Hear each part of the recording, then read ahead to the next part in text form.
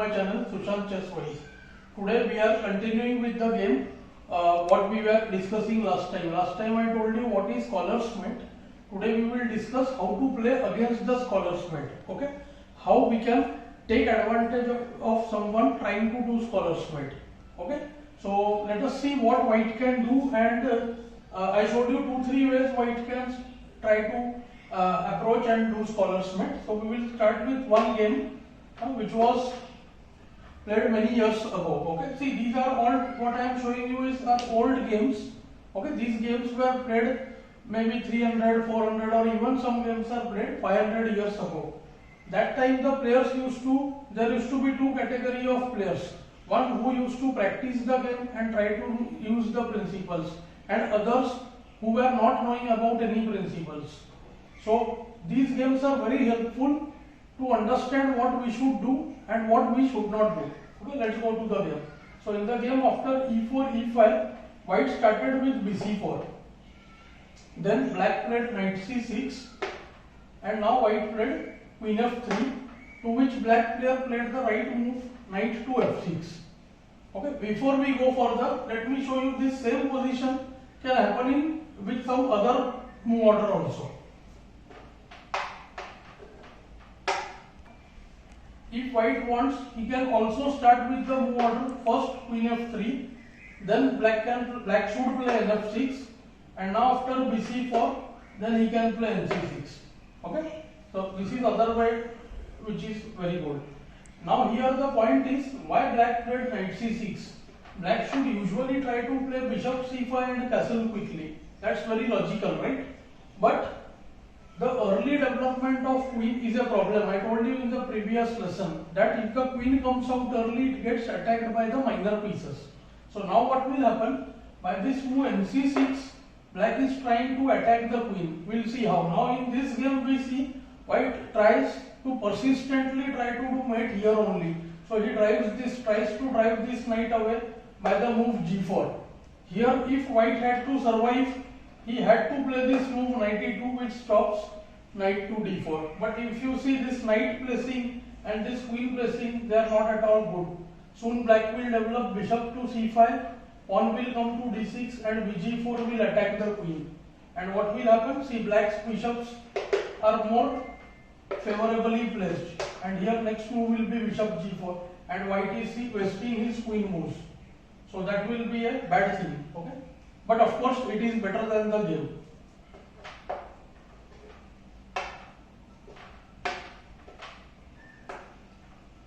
Okay, so now white played g4, trying to force and play g5. Now black plays the good move knight d4. The first problem of playing the queen early. Knight attacks the queen. Note that this knight is attacking both the pawns. Now queen is attacked. The knight attacks the c2 pawn. This is called a knight fork. When knight attacks two or more things, this knight is already attacking two things. Now queen has to move also, and it has to protect this pawn. So if queen goes to d3, then black can simply take this pawn with the knight.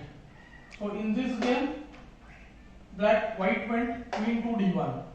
After the white plays the queen to d1, we can see this knight can easily take the pawn on e4.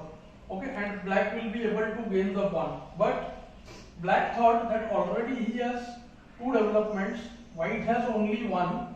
Okay, this pawn is looking weak, but he cannot capture it right now because queen is supporting it.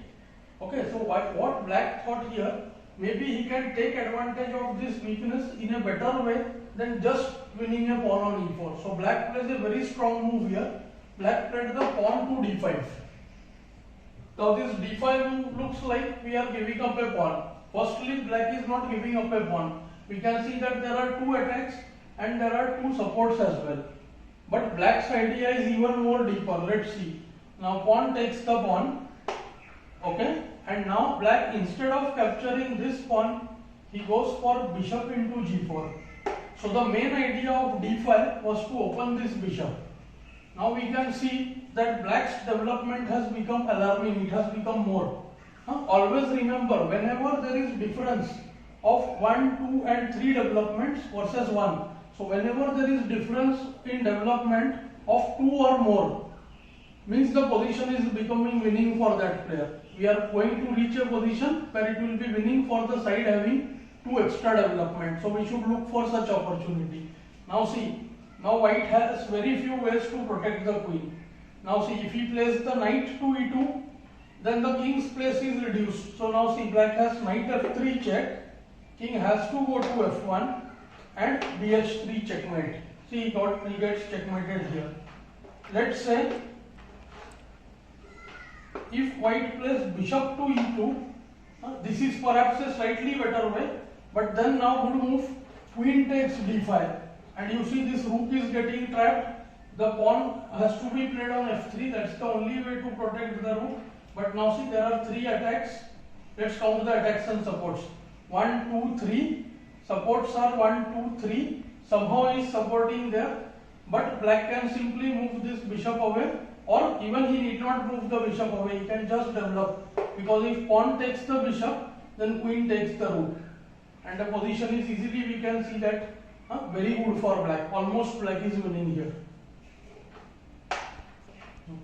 So white in the game played the pawn to f3. This way he thought that he is attacking the bishop.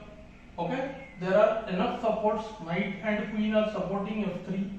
Bishop and knight are attacking f3. So 2 attacks, 2 supports. So it's not possible to capture the f3 pawn. And moreover, the bishop is getting attacked also. But last class I told you some lessons ago that whenever you move this f pawn, this diagonal becomes weak. Okay, and this is what black exploits here. Black finds a very strong move here. If you notice this diagonal, you will see that this queen can jump to h4. The problem is the knight in between. Now black plays the knight to e4. See, this is what happens when the development is more. See, all black pieces are active. Active pieces means the pieces which are near to the king. The more they are going ahead, they are becoming more active. See, all the black pieces have reached the 5th rank. 1, 2 and 3 of them. And queen is about to join. Okay, now see, none of the pieces, if white takes pawn into knight, then bishop can take the queen, and not now. First he will give check, force the king away, and then take bishop into queen for free. White would lose the queen for free. And here, in the game what happened was even worse.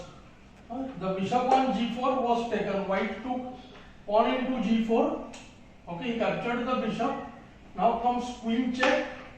Now you can see that king has only one place on f1. King went to f1, and we see that queen and knight both attacked the f2 square. So queen f2 became checkmate. According to me, this is one of the most instructive games, showing 3 things. 1, early development of queen, problems related to early development of queen. Second, the diagonal weakness. Okay? And third, the activity part, how to exploit when we have more activity. So these 3 things we can learn from this game. I hope you are enjoying these lessons. Do like, share and subscribe the channel. Thanks for your time.